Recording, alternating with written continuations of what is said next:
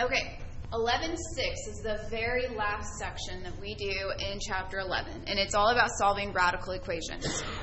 So every section in Chapter 11 has been leading up to this point. We will utilize every single one of the previous sections. So it's a really nice conclusion section because we really do involve pretty much everything from all the others. And we actually get to finally start solving these things. We get to figure out what x is or y is or whatever the variable may be in these equations. So there's kind of 6 steps for this, and I'm going to add one little part B, I guess, to the number 1. So the way that we solve radical equations is the first thing you want to do is you want to rewrite your equation to isolate your radical that contains the variable. Now, some of your problems as you progress on in the homework and in the quiz, you will have more than one radical. You will have 2. And so if you're doing a problem that has 2 radicals, and then what you're going to do is you're going to want to separate your radicals on either side, put one on either side. That's kind of the little sub 1, I guess you would say, 1-B I would include there. But regardless, you want to isolate your radical. Get it by itself. Then you're going to raise each side of your equation to the power equal to the index. So if you have a square root, you're going to square both sides. If you have a cube root, you're going to cube both sides. I did all the homework, and I think they're all squares. No, there's a cube. They're all squares or cubes. But theoretically, you should be able to encounter a 4th, a 5th, a 6th, and you still do the exact same process. Whatever the index is on your radical, you raise both sides of your equation to that power.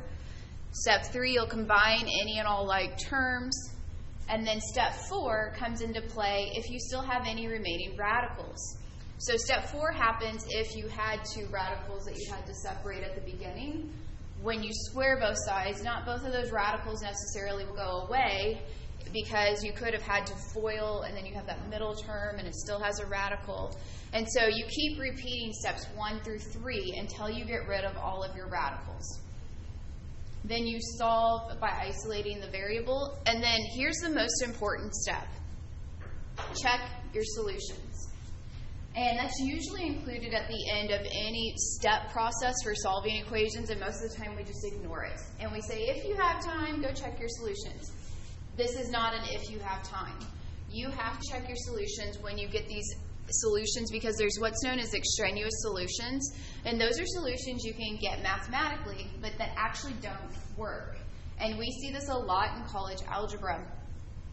And what ends up happening is when you plug it back in, you get a false statement. And we're going to see that happen a couple of times today, so you kind of know what it is that you're going to see when you go to check your work. But just by looking at the solution, you won't necessarily know that it's not a correct solution or not one that's going to hold up in the end. So you do always have to plug these back in and check them. So that takes a tiny bit more time because you do have to check all your solutions, but you're going to want to do that. Because if not, you're going to type in an answer, it's going to tell you you're wrong, and you're going to be frustrated because all your algebra is correct. That's not the problem. It's once you plug it back in, it breaks your function, is what I end up always calling it. And so if your function breaks down, then it's not going to be good. So we have to do step 6 in this case. It's not optional.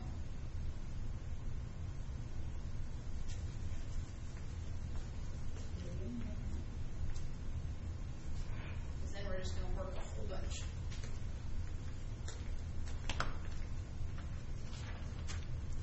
Trying to see if there's any fun ones we need to cover that's not already covered.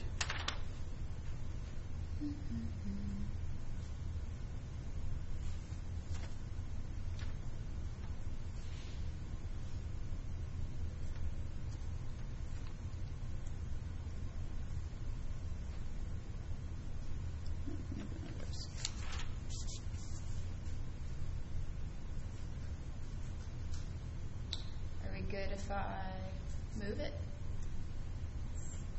Okay, just want to make sure because there's no way for me to keep the instructions on the screen at the same time we work, just because the instructions are too long, but I will reference them. We're going to start really basic and work our way up to harder problems.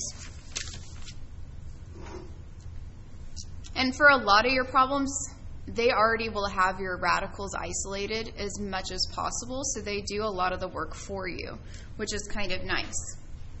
So the first one, we have the square root of x equals 7.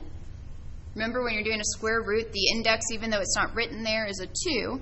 So in order to get rid of it, we would square both sides. Excuse me. When you square a square root, it goes away.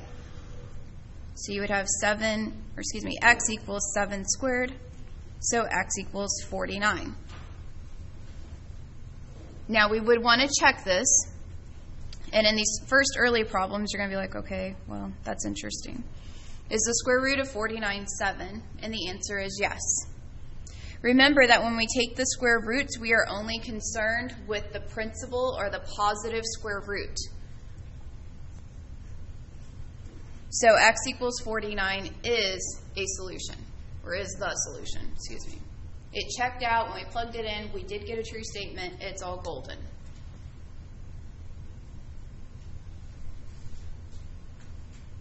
B is very similar. Again, it's a square root of x, so we're going to square both sides. And we get x is -5 squared, so x is 25. This is why we have to check. If I do square root 25, remembering that I can only find the principal or positive square roots, then the square root of 25 is 5. But 5 does not equal -5. So there's no solution for this problem, as it is written.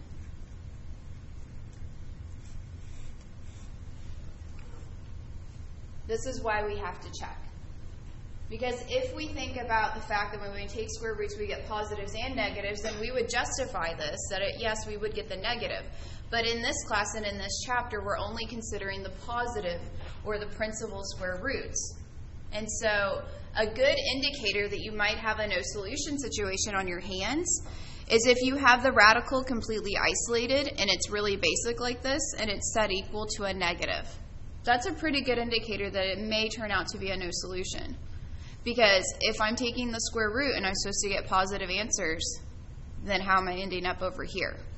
Now, we'll still see that that can happen. We can get negatives on the right-hand side, but that's because there'll be other things underneath our radical with our variable. On every single problem you encounter in Pearson, you'll be given two options where you can enter the answer or you can select no solution. I think it says there's no real solutions. Questions on the first two?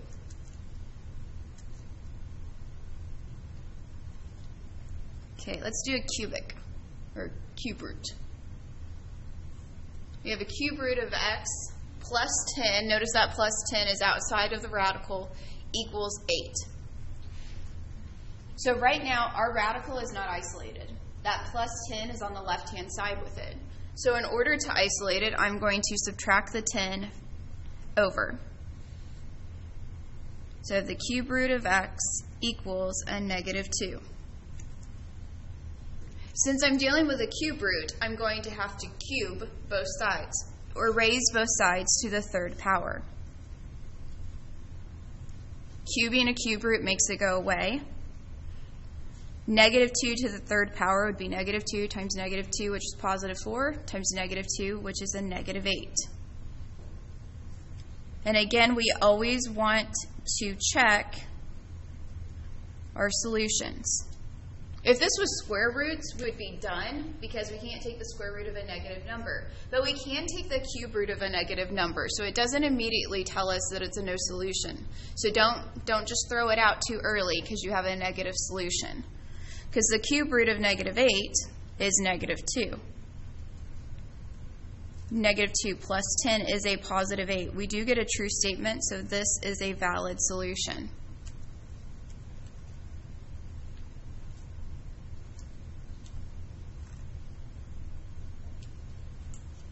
So getting x as a negative doesn't guarantee that it's not a viable solution, especially if you're dealing with cubics.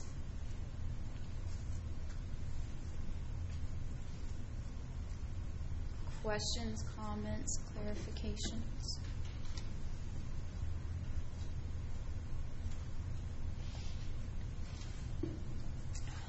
Let's look at D. D, we have radical x plus 3 equals 0. Step 1, isolate that radical. So I'm going to subtract that 3 over. Then I'm going to square both sides so that I have x equals 9. And I would want to check. Does radical 9 plus 3 equal 0? Well, radical 9 is 3. 6 does not equal 0, so there's no solution. Again, about at this step, you might identify that it's no solution. Because we have a square root of just a single variable has to equal a negative solution, and that can't happen because we're only concerned with our principal or positive solutions. This one's almost identical to B that we did above.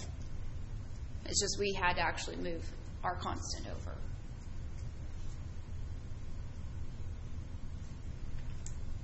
All right, let's make it more interesting. Let's get some harder radicals in there. Some more interesting equations. We have the square root of 2x minus 3 equals x minus 3. This one's quite a bit more interesting. There's more underneath our radical than just a single variable, and there's more on the other side of our equation. It doesn't matter how complicated or how many elements we have at play here. We're still doing the same steps.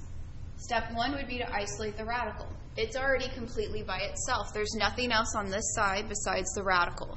So I'm going to square both sides.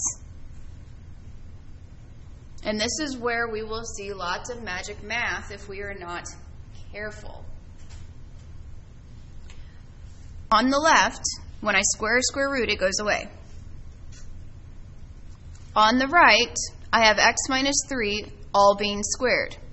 This does not equal x squared plus 9. Don't do magic math. X minus 3 squared is x minus 3, x minus 3. We have to FOIL. There's no shortcuts with this. If you do this, you will be wrong because this is magic math. You're going to completely drop out that middle term that you need. So we're going to have to FOIL. First is x squared. Then we have, our outer, which is a negative 3x, our inner, which is a negative 3x, and our last, which is a positive 9. When you do magic math, you lose all of this here in the middle. So that's why it's important not to do that. 2x minus 3 equals x squared minus 6x plus 9. I'm going to get everything to one side. I'm going to keep my x squared positive because honestly this looks a lot like the stuff we did in chapter 6 with our quadratics. So I'm going to subtract the 2x over. I'm going to add the 3 over.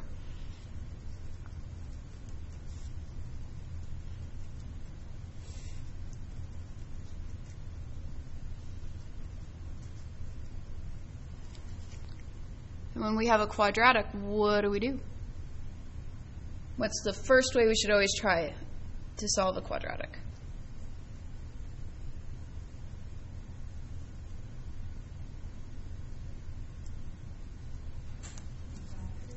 Factoring. Yeah. Factoring is the first way you should always try to do these. In college algebra, we learn lots of different ways to solve them, but I know we spent a whole chapter 6, factoring lots of things. And all of these, because I've done your homework, factor nice. So my first term's an x squared, so that tells me I'll have an x and an x. The sign in front of my c term is positive, so the signs inside of my binomials will be the same. The sign in front of my b term is negative, so they will both be negatives. So I need factors of 12 that will add together to give me 8. There's 1 and 12, that doesn't work. There's 2 and 6. Hey, that one works. 2 plus 6 is 8. Now I have a factor times a factor equals 0. This is our zero product principle, so I can set each of these equal to 0 and solve.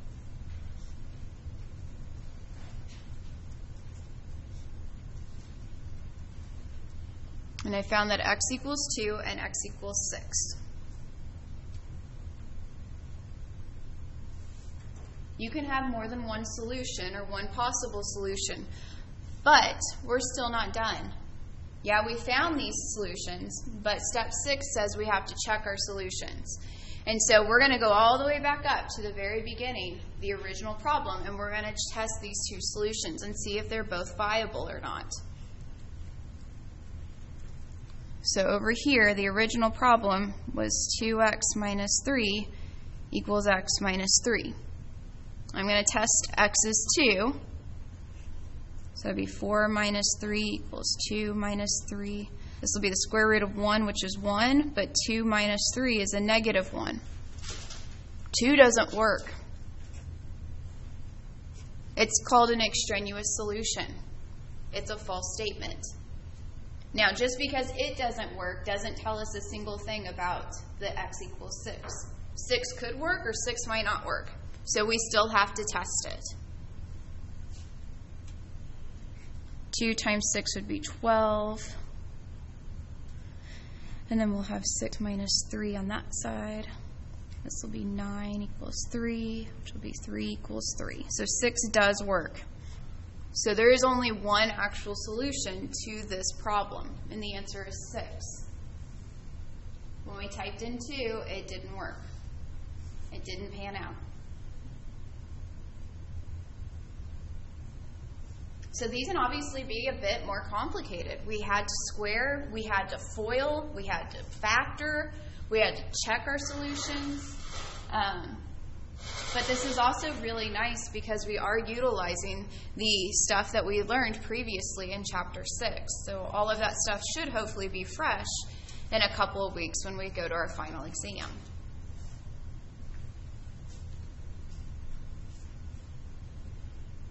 Questions on this one? Because this one's obviously got more involved.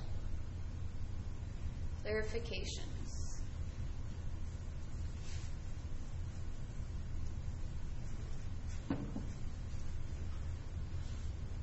All right, let's do some more.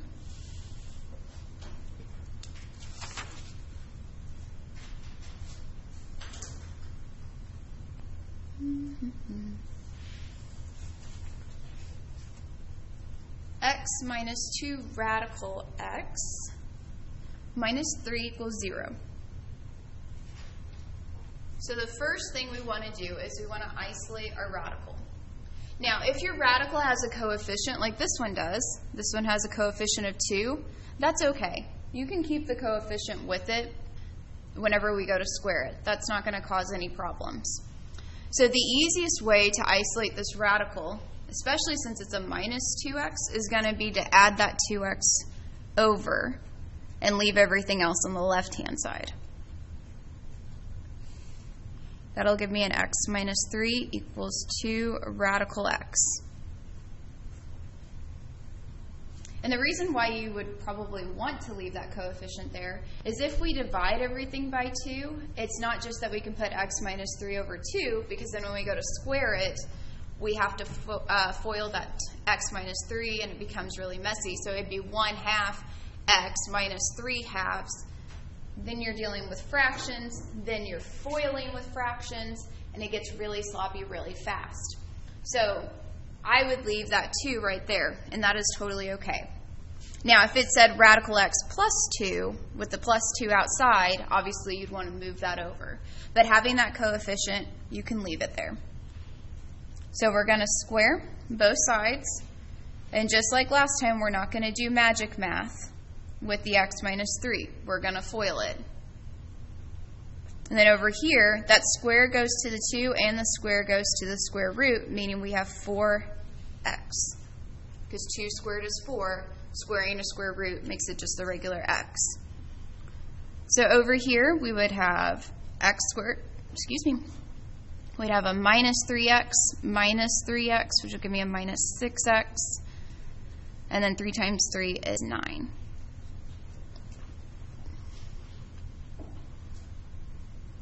I'm going to subtract that 4x.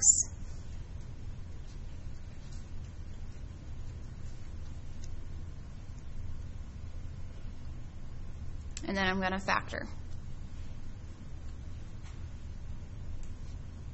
First term is x squared, so I'm going to have x and x. The sign in front of my c is positive, so the signs in here are the same. The sign in front of my b is negative, so they're both negatives. I need factors of 9 that add up to 10. 9 and 1. And then again, I can set each of my factors equal to 0, and I get that x equals 9, x equals 1. But we are going to want to test this. Make sure they both actually work. So I'm going back up to the beginning. X, so that's 9 minus 2 square roots of 9 minus 3 equals 0. 9 minus 2 square roots of 9 is 3 minus 3 equals 0. 9 minus 6 minus 3 does equal 0. So 9 works. 9 is good. We have 1 minus 2, radical 1 minus 3 equals 0. So it'd be 1 minus 2 minus 3 equals 0. That's a negative 4 equals 0. Sorry, didn't realize you couldn't see that up there on the wall. That does not work. So once again, one of our numbers did get eliminated. Even though both of our x's were positive, we could take the square roots of both of those. Within the equation that we are given, one just didn't work. And that is why we can't just look at the solutions we're getting and say, oh, well, it must be both of them are positive, so they must both work. Both E and F had both positive solutions, and each time at least one of them fell away. So you do want to be careful with that. Always test your solutions. There's only 9 homework problems for this purpose that you have more than enough time to actually be able to go and check them. Question? All right. Let's do a G. G is our first one where we're actually going to have 2 different radicals going on. We have radical on the left, which is 4x squared plus 8, and we have a radical on the right, which is 2 times radical x squared plus x minus 5. It doesn't matter if you have 1 radical or 2 radicals. Concentrate on getting one of the radicals by themselves, which theoretically both of our radicals are actually by themselves. We have 1 on the left and 1 on the right. There's nothing outside of this radical except for that coefficient, and I just told you you can keep coefficients with your radicals. So we're still going to approach it the same way. We're going to square both sides. Remember, when I square a square root, it causes it to go away. So I'm not having to FOIL what's underneath here or anything like that. There's just one term on this side, so I just raise it to the second power. Here, even with the coefficient, we would consider this one term. It's just we are going to square that coefficient, and then we drop the radical. So the one thing you are going to want to be careful about is if you have a coefficient, that coefficient goes to everything in here, not just the first term. So when I drop that radical, I'm going to replace it temporarily with parentheses so that I remember I need to distribute that 4 inside to everything. It doesn't just go to the x squared. It's going to go to the x and the minus 5. So I'm going to distribute on the right. So I have 4x squared plus 4x minus 20. Do you notice anything interesting about the left-hand side and the right-hand side? They both contain a positive 4x squared. So if I try to move them around, I would have to subtract a 4x squared. And if I subtract a 4x squared, notice they're going to cancel out. So when you have the exact same thing on one side as on the other, same signs and everything, you can cancel them out. So that means I actually have 8 equals 4x minus 20. I'm going to add the 20 to both sides and divide by 4 to find that x is 7.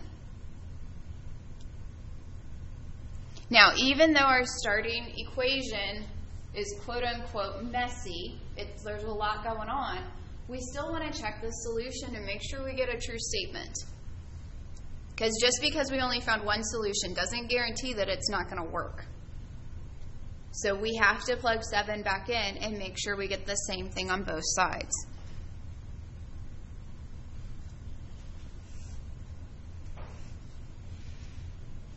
Seven squared is 49.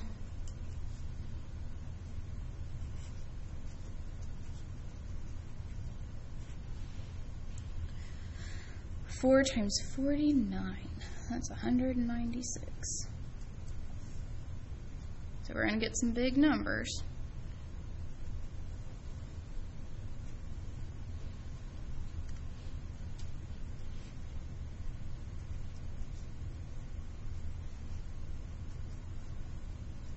Sorry, we ran out of space.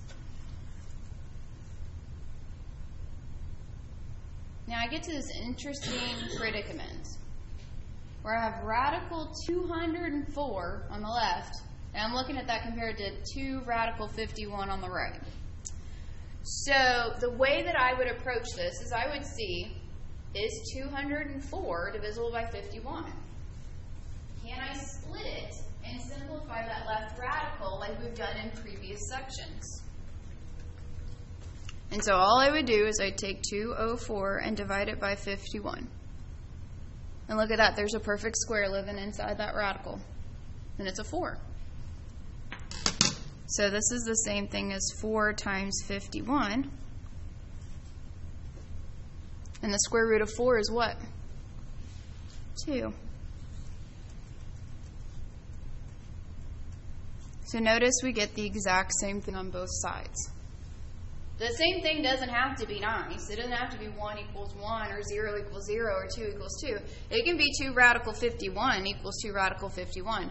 As long as what we get is the same thing, then we know that this is actually the solution.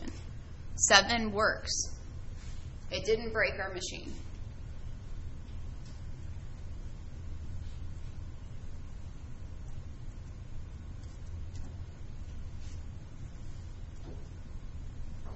Now you also probably could have cheated a little bit and done the square root of 204 and seen what that number is, 14.2828 blah blah blah, and then you could have done 2 square roots of 51 and notice you get the same thing.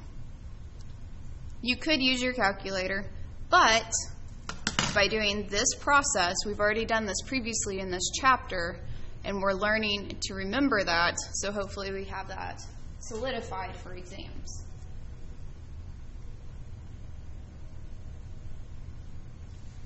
Questions on any of it, or clarifications on how we did the actual problem, how we solved it, or how we tested our solution?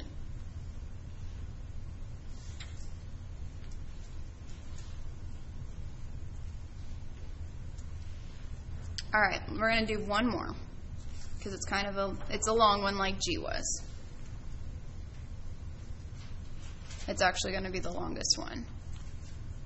Because while G had 2 radicals, they still were by themselves. There was nothing else on either side with the radicals.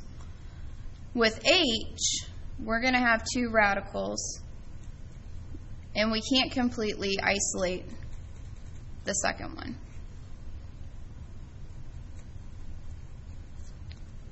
That's a minus. I started to put equals, but it's a minus. So we have a radical minus a radical equals 1. This process still holds. Step 1 says to isolate one of your radicals. So I'm going to do that. I'm going to leave the 5x minus 1 radical on the left-hand side because it's already got a positive coefficient. And I'm going to choose to add my other one over to the other side.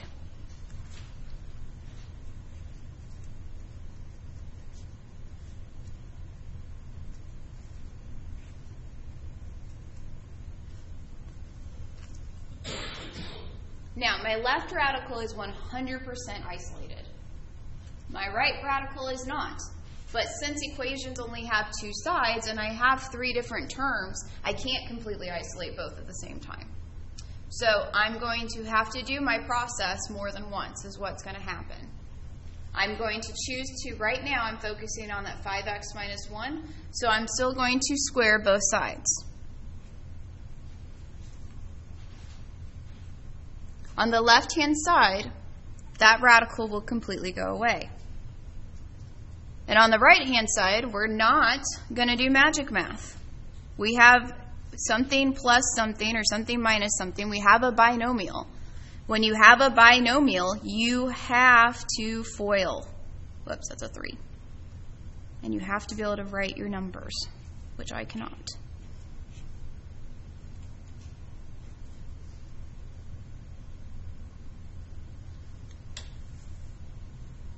Don't let the fact that you're foiling with a radical freak you out too bad. It's really not going to change much. This 5x plus 1 is kind of just along for the ride right now, or minus 1. I'm going to FOIL the same way I always do. I only have two terms, and I only have two terms. I don't have to be concerned about what's under my radicals. It's just I have a 1 plus my radical and a 1 plus my radical. So when I do my first, it's still 1 times 1, which is 1. When I do my last, or my outer, I can't talk, it's Friday. When I do my outer, I'm taking 1 times this radical, which just means I just have that radical. When I do my inner, I'm taking 1 times the radical, which means I just have that radical. And then last, I'm taking the radical times itself. Well, that means I'm taking the radical and I'm squaring it. And when you square a radical, it goes away. So when you do your last, that radical is going to drop off and you're left with just what's underneath.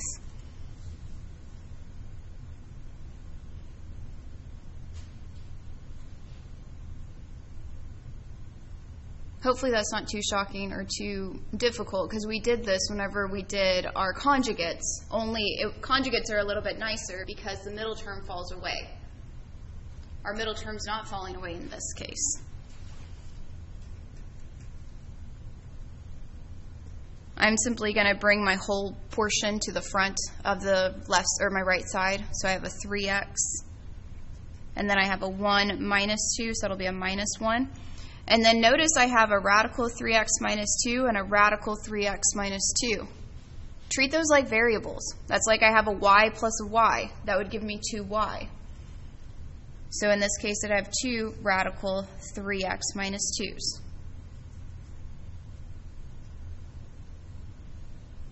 Now I can isolate that radical. I can move everything else over to the other side. I'm going to subtract the 3x, add the 1, subtract the 3x, add the 1. Notice my 1's completely fall out. So I'm left with 2x equals 2 radical 3x minus 2. Since the left side is divisible by 2, and it will leave me with just a single x, I am going to go ahead and divide that over. So that I have x is radical 3x minus 2. Now it's completely isolated. I can square both sides. This is where we would go back and we start over from step 1. Because it's like we've done a whole problem to get down to this point, and now it's like we're starting a whole new problem. We got to get rid of that radical. What do? We square both sides. So we have x squared equals 3x minus 2. Since my x squared is positive on the left-hand side, I'm going to move everything over there. I'm going to subtract the 3x and add the 2.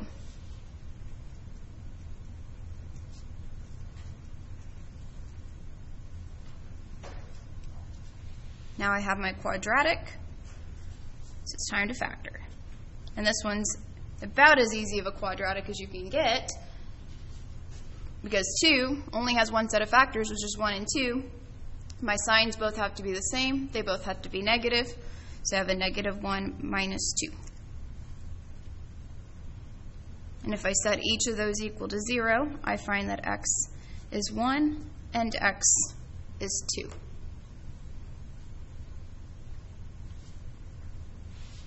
So when you have more than one radical at play, and you have an additional term in your start, we had this 1 up here, to where we had 3 terms, then what we end up doing is we basically work through our steps twice. We work through them the first time to get rid of our first radical. And then through that process, because we had to square this and because we didn't do magic math, we're still left with this term here. Then we isolate that one, square both sides again, and then solve. And because I am a nice person, I will just show you. Both of those answers do check out. Obviously, on your homework, you have to test them. You will have to plug 2 in and see what you get. You will have to plug 1 in and see what you get. And make sure that they both hold up. In this case, they do both work. And so in my Pearson homework, what I would do is I would list 2, 1. They tell you to separate your answers with commas. They're very specific on how they want you to give their answers.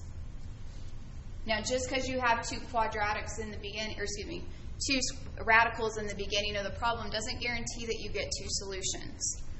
G, we only had 1 solution, even though we had 2 radicals. So there's really no way to determine if both of these are going to hold out in the end or not. You have to test them.